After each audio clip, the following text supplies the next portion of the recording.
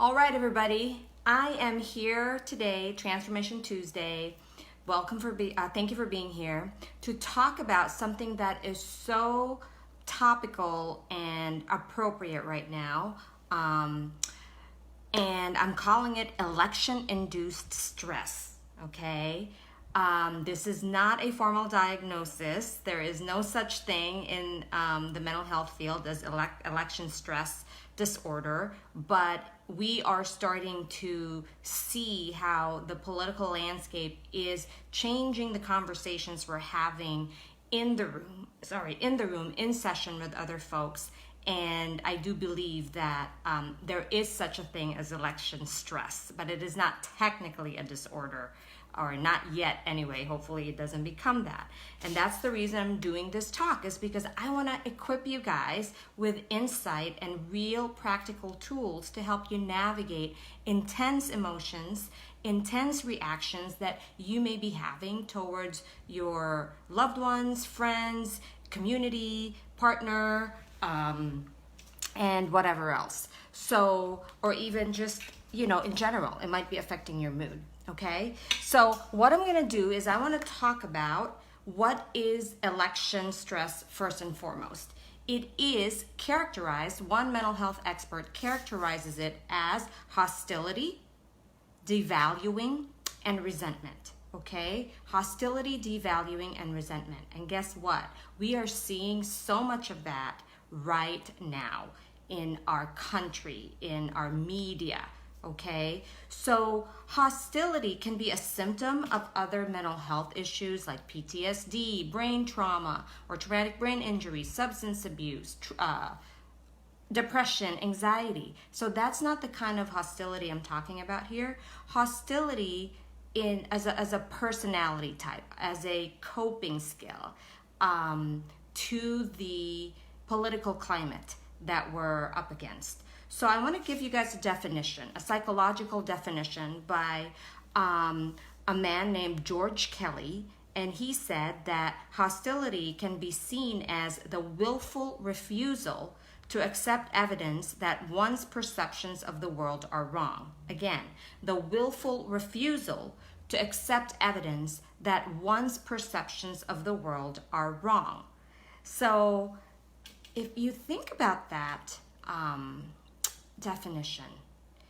To me, it makes sense why a lot of us are not getting along with each other and why some people tend to become hostile, because as humans, we have this need, this powerful need to be right. And so if we think we're right, that means someone has to be wrong. Okay? If we think we're right, that means someone has to be wrong. And if there are enough people who don't agree with what we believe in and we think we're right, in our reality bubble, then you can see why it can feel like a threat to you. Because, if you have a need to be right, and if your sense of safety and security is, so dependent upon this belief, it really can put us in survival mode. Okay?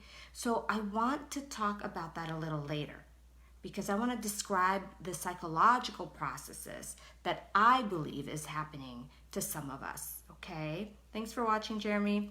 So one of the definitions, like I said, is election stress election stress disorder, as this gentleman calls it, is characterized by hostility, devaluing, and resentment. And for me, what I'm seeing in my practice, it's presenting clinically in excessive anxiety, hyperarousal, meaning you're just like amped up, you can't relax, you're restless, you're just patiently waiting for the election results because somehow your mental health or your peace depends on it. Okay, so there's kind of an excessive quality to it. There's a sense of hopelessness, helplessness. There's a sense of, for some people, depression. Okay, I had somebody message me the other day who is experiencing panic attacks. She's waking up in the middle of the night, throwing up sometimes. And this is why I was compelled to talk about this again, because people are really suffering. And if you're one of those people, stick around, because I really want to give you guys, hopefully, practical way, an effective way to navigate this, okay? So that's what I'm seeing in my clinic, in my office. Hyperarousal, excessive anxiety, a lot of depression, a lot of hopelessness about the world, a lot of helplessness, a lot of powerlessness, a lot of conflict with significant others, a lot of social withdrawal because they can't handle another conversation where another person is not in agreement with them. And again, that goes back to what I was saying 2 minutes ago, where hostility, as this gentleman defined it, George Kelly, is the willful refusal to accept evidence that one's perception of the world are wrong. And the thing is, like, what if no one has to be wrong, right? What if we're all kind of right? Right? What a radical concept. But like, why does somebody have to be wrong? And I'm not talking about Donald Trump, okay? I'm just talking about like in your day-to-day interactions with other people. Why do we have to get into hostility, devaluing, and resentment, as this gentleman defines election stress disorder? And so for me as a therapist, of course, I'm always analyzing human behavior. I think what's happening is not just the cognitive distortions, which I talked about, I think, a week or two ago, right? When we get into all or nothing thinking, black and white thinking, we catastrophize, we do emotional reasoning. And if you guys want to look this up, because I can't, cover all of this in one talk, please look it up. It's called cognitive distortions, and we all have them. It's just about it's a matter of knowing when we're having them and finding ways to redirect it. And there's a specific form of therapy called CBT, cognitive behavioral therapy. If you're interested, look it up. So that's one of my theories, is that there's a lot of cognitive errors going on amongst us.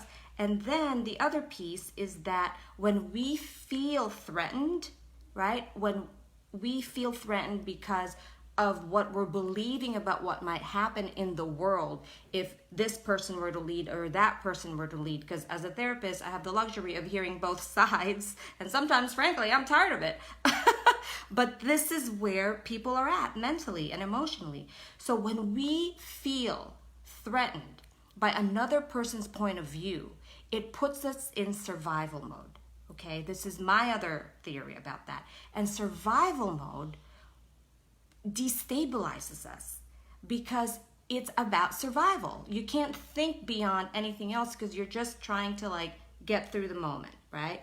And you can sometimes feel that in your body if you start, your heart starts beating fast, maybe you're tensing up, sometimes shortness of breath. An extreme example of that is when my client told me she woke up having panic attacks and throwing up in the middle of the night.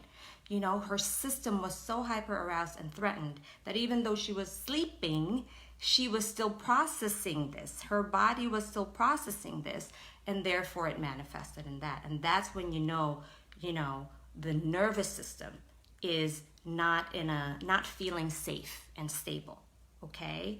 So there's a mental health price to pay with all of this. It's not as harmless as we think. Preoccupation is another sign, especially in the mental health field. When you're fixated and preoccupied, something else might be going on. No illness, no disorder. That's not what I'm talking about. But it's just something to look at as far as what is happening to me and for me that I am having this intense reaction. Okay? So I'm going to talk about that again a little further. But what's happening? Cognitive errors, it puts us in survival mode, which is the fight or flight system in our body, sometimes a freeze mode, but not a lot of people aren't in freeze mode because there's a lot of action and anger and hostility happening. So there's more of the fight or flight that's happening to us psychologically. And these are primal responses, okay? These are so primal. It goes all the way back to caveman years. When we get to that level of reactivity, we are evolutionary wired to protect ourselves. The problem is the threat, your assessment of the threat might not always be accurate, but your body doesn't know that. Your body can't tell whether you're really being attacked by a tiger or you're imagining that you're going to be attacked by a tiger, okay?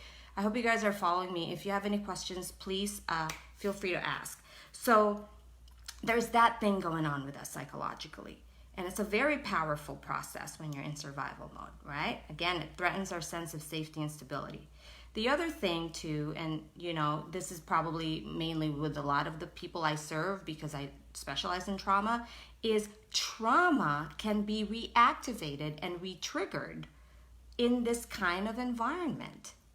When there's a lot of anger and hostility and back and forth and whatever else that you're witnessing in the media. For some people who've had a lot of traumatic experiences where maybe they experience that kind of stuff in their home, or with the Me Too movement, a lot of, in my opinion, kind of trauma-based reactions as well, because a lot of folks, including myself, have been sexually abused. So we're going to have our own reactions about that, right? So trauma can activate. And so the activation can then create all of these kind of intense reactions and unpleasant emotions, which then ultimately can result in behaviors that may not be functional or healthy for you or the people around you, such as anger, hostility, internalization. What that means is like you are turning what's happening into untrue statements about yourself and kind of making it all about you or your family, so you lose some objectivity because you're processing it through that filter. So some of this is more complicated to explain, but I'm trying my best to kind of simplify it. The other thing too is when we're really angry and triggered, that creates a dissociative response in us, okay? Not for all of us, but for some of us, because dissociation has a protective function. To dissociate or disconnect from this person or this group or this event is a way that we cope with things, is a way that we preserve and protect ourselves. So why am I talking about that? Because the danger in a pattern of disconnection and dissociation, even though it has its purpose because it keeps us kind of alive and functional, if you do that in the long term, what happens is you can start to dehumanize a person or a specific group because of, because you guys don't agree, right? And because there's something about that person or group that feels threatening to you. So the feelings belong, the feeling threatened belongs, and I'm going to talk about this more, I promise, when I talk about how to cope. The feelings belong. We just don't want to get stuck in it, because that is what creates the anger, anxiety, depression cycle, okay? The anger, anxiety, depression cycle. And the thing is, my fear is that people are waiting on this election to be over. This is not going anywhere, you guys. This is not going to be done when the election is over. This is going to have long-lasting effects because, A, we don't know when they're going to be able to announce that there's a president who won, right? So it's not a traditional election. And B, those people, whichever party doesn't win, their beliefs and their resentments and their feelings about it are not going to go away. For some people, depending on how they process it, it's just going to get worse, okay? The narratives are going to get thicker and richer. So this is why I want to offer you guys another way to think about this, okay? So, I have a lot of notes here because this is a big topic. So, and there's not a lot of literature about this, by the way, too. So, a lot of this is my own, experience and personal clinical opinion. The other thing I want to talk about is powerlessness. When we feel powerless and helpless, there's a tendency to over-control the information, over-control this, over-control that, over-control the narrative. Like we kind of get into hyper-functioning mode. And again, it's not our fault. It's how we're wired. this dates back to prehistoric times. Our brain is wired for survival. So anytime we feel like there's a threat, and in this case, this is a moral threat and a psychological threat to a lot of us, then it makes sense why we end up reacting in the way that you're seeing now, okay? But, in my world, there's a thing called internal family systems. I'm going to deviate here for a second. So in internal family systems theory, there we have a core self. That's our wise, healthy self. That's the one that makes really awesome decisions, the one who stays calm and centered and, has equanimity, has wisdom. We all have that, okay? But most of the time, our parts, not our self energy, our parts are the ones that drive the bus of our lives. So parts are, they carry a lot of pain and kind of unresolved stuff, they're not bad. It's just there's a lot of issues that still need to be, there's unmet needs, basically. Again, I'm trying to simplify this. So what's happening, if you apply that in the current political environment in America, what you're seeing is a battle of the parts, okay? Parts get parts. But imagine if we had more core energy operating, and I would say, I hope I'm not going to offend anybody, you're going to see a lot of parts in a lot of our politicians, especially the president, right? There's not a whole lot of core self going on, but that applies to a lot of them, not just him.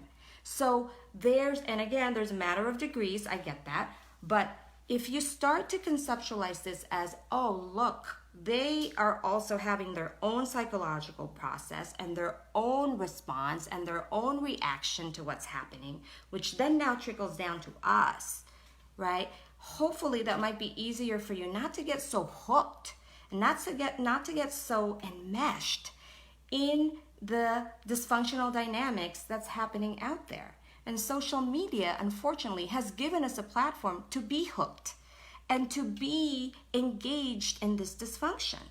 It has not been healthy, right? And that's actually one of the theories. If you watch Social Dilemma, which I highly recommend on Netflix, these engineers walked away from many of the models that they designed for the big tech companies because they started to have moral dilemmas about what it is that they've created unintentionally with social media and how it's polarized us even more and how it's destabilized us. And I truly think there's a lot of wisdom in what they're saying. So if you're interested in that, go ahead and please watch it, because this all ties into what you're experiencing on the streets now and what we're seeing, this very toxic interaction that's happening among us. And there's a better way, okay? So here's my personal professional suggestion on how you guys can open up to a new way of relating to this, okay? So the first thing is, let's do a little bit of a reality check, okay? Let's see and do an inventory of what is our life really anchored on. Is it anchored on one election? Is it anchored on one president? Is it anchored on one party? I really hope not. Because if that's the case, you can see how fragile your sense of wellness is going to be. Does that make sense? Like, I understand, I studied feminism in college. It was one of my favorite subjects. The personal is political. That is the one thing, from my years of education that I actually feel like really helped me and, that I still take with me today. So the personal is political. I get that. And the political processes affect us on a personal level, right? Many people might not view it that way, but that's the reality. If you have a policy here, it's going to trickle down and affect one group on a personal level and so forth. So I understand some of the things we're fighting for. But the problem is when we think that the solution or the ultimate power for the trajectory of our lives solely resides on one party, one election, one politician, we're going to be in trouble. Because guess what? If the person I vote for doesn't win, I'm going to keep doing me. I'm going to keep going, doing my life, filling my own cup, working around the changes that might happen, and focusing on the things I can control, which takes me to the next coping skill, right? So the first thing is reality check. Anchor. Who is your anchor? What is your anchor? What is your foundation? What are you going to do when all else falls apart? Who are you and what defines you outside of these processes, right? So we call that internal locus of control, okay? So there's a lot of psychological stuff here I'm dropping because this is the stuff nobody's talking about. So internal locus of control means I'm going to continue to be centered and be intact to the extent that that is possible. And my worth and dignity is going to remain regardless of what's happening outside of me. Like, I don't need that to validate what I believe and what I stand for. And I don't need people to necessarily agree with me. I don't need to over control. I don't need to over function. I don't need to control the narrative. I don't need to do any of that because I believe in what I believe, and I'm okay with that, and I'm okay with what other people believe.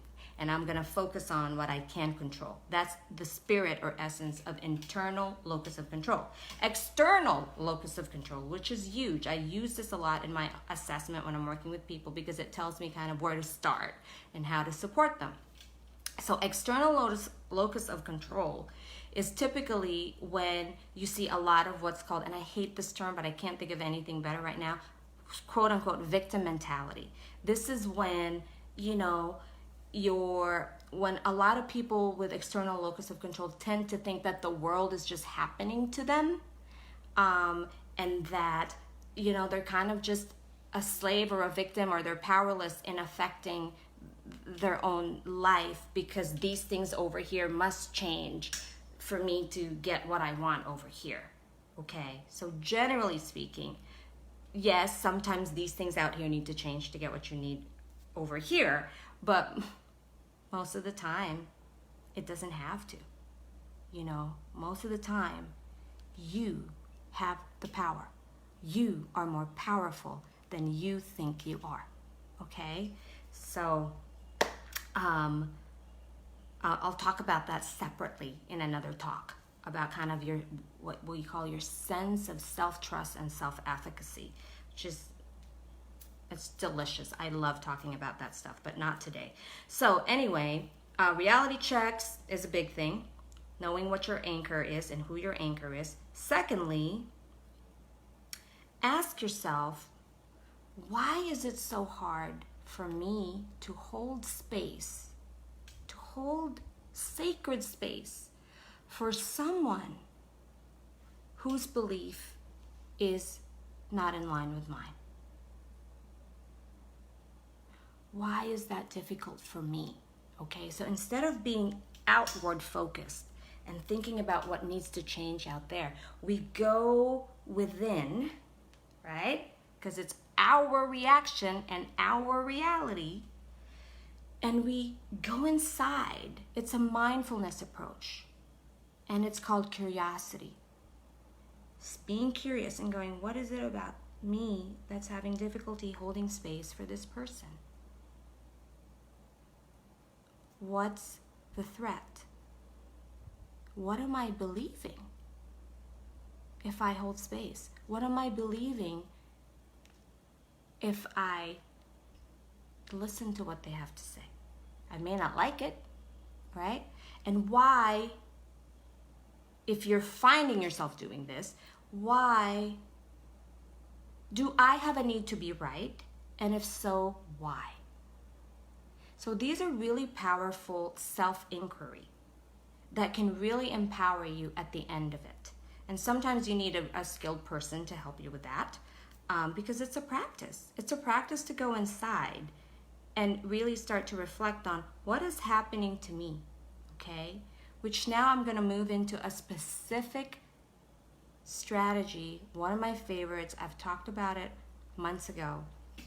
My people who work with me know I practice this, and we also do this a lot in our work together. So it's a mindfulness-based intervention called RAIN. And RAIN, RAIN, stands for recognize, allow, investigate, and nurture. Okay, this is how we can start to turn it around and go within. Every time you're getting triggered out there, go inside. RAIN, recognize, is the R in RAIN is recognize. Oh, there it is again. I'm having that thing again. I'm having that reaction or that intensity or that anger, whatever it is, okay? No judgment. A is allow. And what allow means is we're just making room for it all. We're not picking and choosing. We're not saying these feelings can't be here. You're saying, you know what? This is really uncomfortable. I'm having a lot of anger and shame or whatever it is. They can be here too. Okay. Whatever's here can be here. Whatever those feelings are, right? We're just allowing. And if you can name them, even better. If you can go down, and feel your way through and go, okay, I'm feeling angry, I'm feeling scared, I'm feeling anxious, I'm feeling really powerless. Just name it. No judgment. Then we move into the I. This is one of my favorite spots. So in the I, we ask two things. What am I believing in this moment? And what is the unmet need? Two powerful questions. That's going to be extremely illuminating for you, okay? So what am I believing in this moment? About this person, or this election, or this group, or my spouse. You can use this with anyone and with anything. Oh, I'm believing that, America's going to go to SHIT if Biden doesn't win, right? Or I'm believing that we're going to be a socialist. Or I'm believing that we're going to be a socialist country and the economy is going to tank if Biden wins, right? Some of that may be true, some of it may not. But you're just observing. Now we've moved into the thoughts. In A, we witnessed our emotions. And in I, we started witnessing our beliefs, okay? We're not saying they're right or wrong. You're just starting to have kind of an observatory function in what's happening to you internally. So you move into, what's the unmet need? What do I need to know or hear or believe in this moment? And that, my dear, is where the rubber meets the road. Meaning, the unmet need is what creates pain and suffering in us. And what usually leads to all of these behaviors, some extreme. The more extreme the behavior, I find, the deeper the unmet need. And it's not our fault, okay?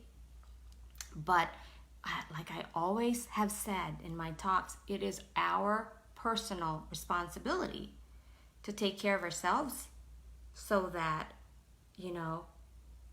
we can make the world a better place, basically, right? We can't wait for the world to change. We have to be the change. So what is the unmet need? And if we just look at maybe our own reactions to the political environment, I would guess, based on my own experiences and my, hearing stories from clients, there's a lot of unmet needs around safety, around control, around certainty, around peace and justice. And all of that belongs. All of that belongs. But the thing is, it's also happening not just on the Democratic side, on the Republican side. They're also saying that to me. Oh, I'm worried, we're not going to have justice and peace and blah, blah, blah, blah, blah. So it's really interesting, that both parties are expressing similarities in what they are worried about and what they find threatening. And again, I think for me, it's a gift because it helps me stay more neutral, and kind of practice these mindfulness techniques of curiosity and open-mindedness. So again, back to the rain. Recognize that you're in that place again. You allow for all the feelings. In the I, you ask yourself 2 questions. What am I believing in this moment? Write it down. And what is the unmet need? Or the unmet needs? Sometimes there's more than one. And why is that important? Because once you know that, we can move into the N. And N is nurture. Okay? Nurture is basically where we do the self-care. How do I nurture myself now that I know, now that I have insight into what I need? If it's a need to feel safe, how do I ground myself? Start with the body. If it's a need to feel safe, do I need to give myself some data to support that I am safe in this moment, right? So when that person texted me and said, I woke up in the middle of the night throwing up, so forth, I just let her know, listen, I know, there's a part of you that's feeling really scared and threatened right now. Let's remind that part that in this moment, you are not in imminent danger. You are safe. You have power. You have control. You have choice, within your circle of power of influence, right?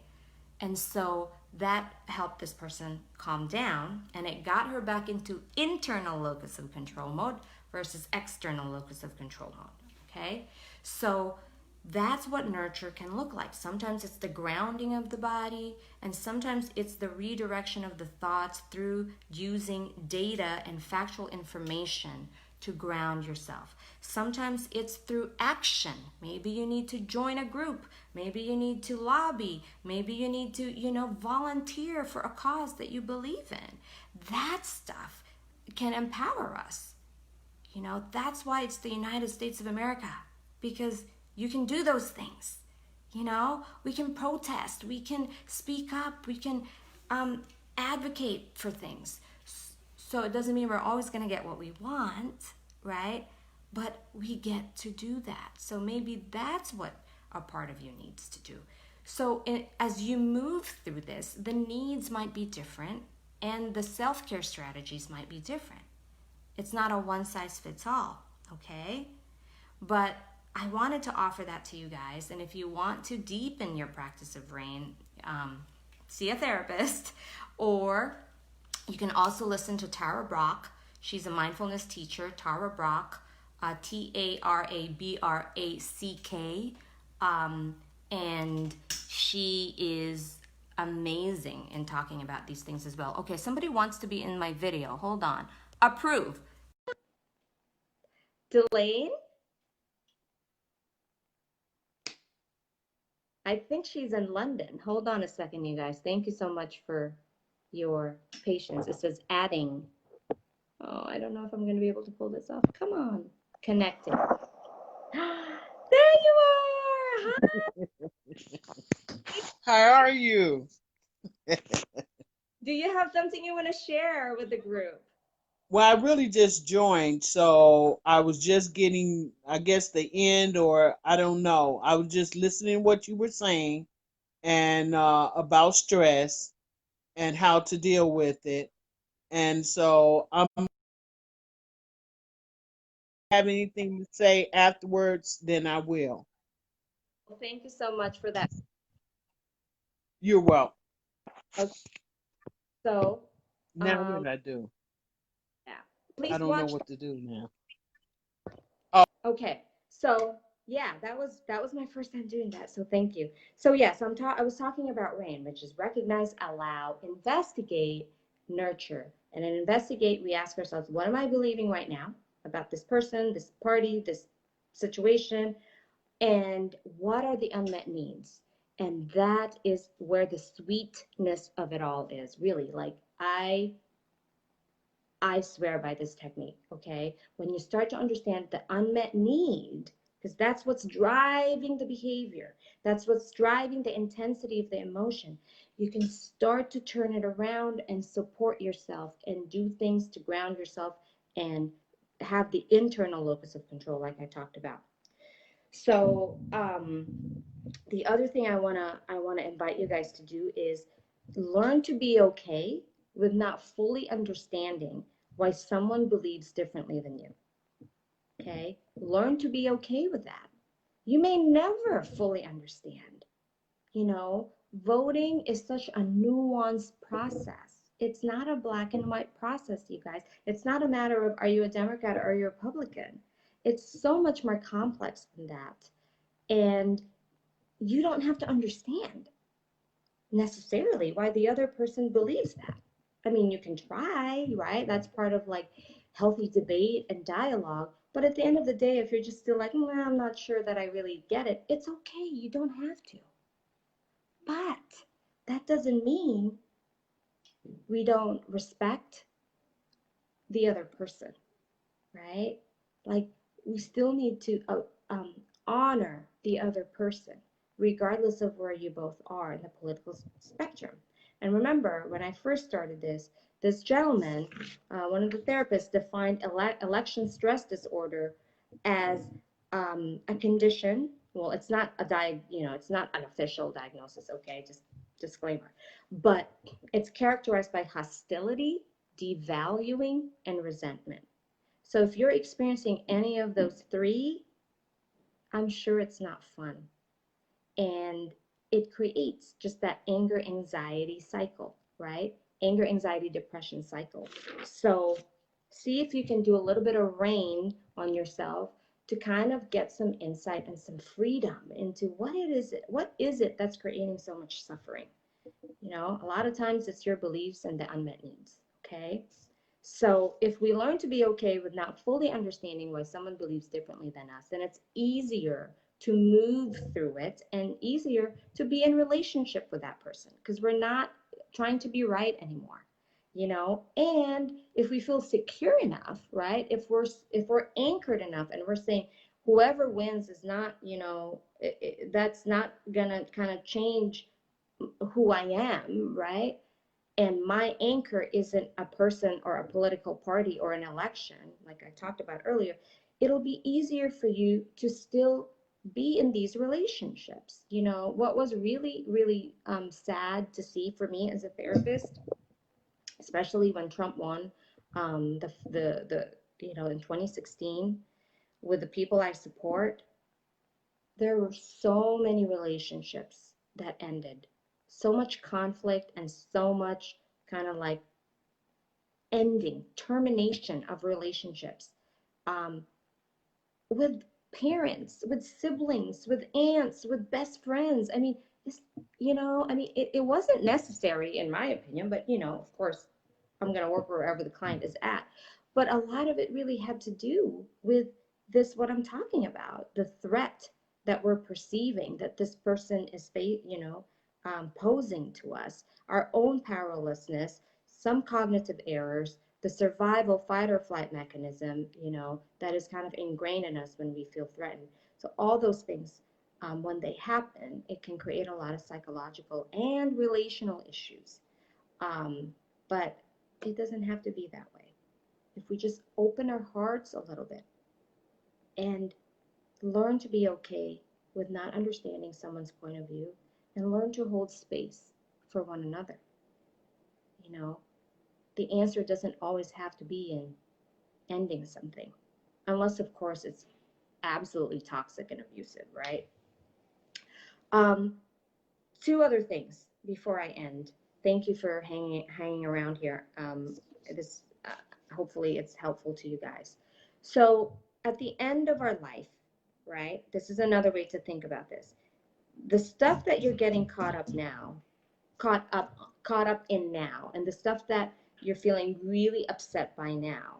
If you fast forward your life to the end of your life, hopefully that's a long ways away from today. Are these the things that are really going to matter to you, right? Are these the things that you're really going to be worrying about? Like, oh, so and so didn't vote for this person, or so and so didn't believe in this. My guess is probably not, right? This stuff is going to pale in comparison with what really is going to matter to you at the end of the day. So they say, and I agree with this, holding on to your values, to time-tested values of compassion, kindness, love, respect, open-mindedness. Open-mindedness. Those things will never get old. No matter what's happening, those are profound little bits of wisdom. And it feels good. Just try it for yourself. It feels better than anger. Is it hard? Heck yeah. But being angry and hostile and close-minded is hard too. Both can create discomfort, but the other one gives you more freedom and expansion. Love, respect, open-mindedness, kindness, curiosity opens our hearts up and expands us and allows us to hold space in a time when we really, really need to. This is up to us, guys. This is not just up to the political parties. This is up to us in how we treat each other. And don't let social media, if you missed this part of the talk, please go back. Don't let social media hook you and triangulate you into dysfunctional communication patterns. Okay? Facebook and everyone else is getting richer because of this. We're like little pawns, you know? Don't let that happen. Find a way to anchor yourself and be clear about, or at least start to investigate, what is happening to me? Why am I feeling this way? And what is the unmet need? And how can I move through it?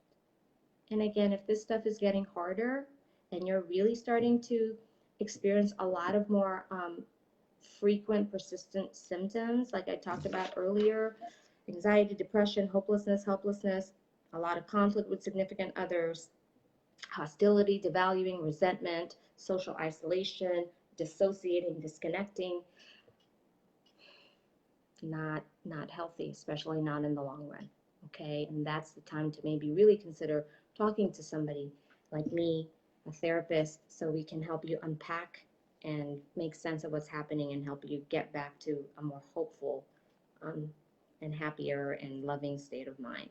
Okay, so that's it, you guys. We reached the end of this long talk. Thank you for listening. If you have any questions, please let me know. If you have any thoughts, you don't agree with what I said, message me. And it's not about agreement, right? It's my intention is to just help you guys find a new way of relating to the personal suffering and to your fellow humans. And pause for a second and think about, is what I'm doing going to help or hurt somebody, right? Am I being part of the solution, or am I perpetuating the divisiveness that I'm fighting against, right? We're all fighting against it, but what are we doing in the daily that is either helping that, creating more division, or attempting to be more harmonious, okay? So, like I always say, be well, be gentle, get mental. Thanks for watching, because we all have issues. And please be kind and learn to hold space for someone else's point of view. Okay? Bye. Take care.